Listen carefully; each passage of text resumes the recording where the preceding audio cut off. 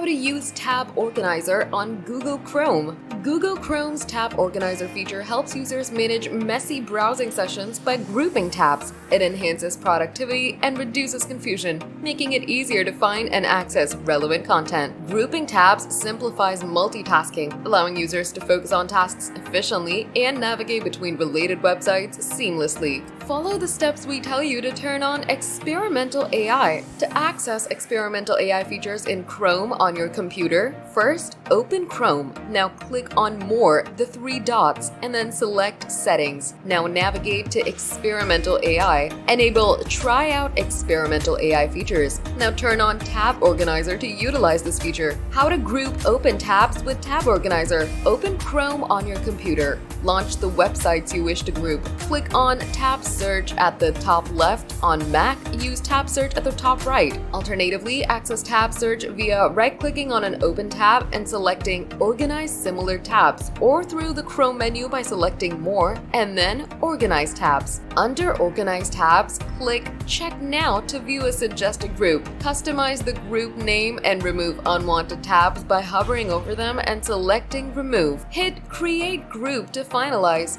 Your new group will appear at the top left.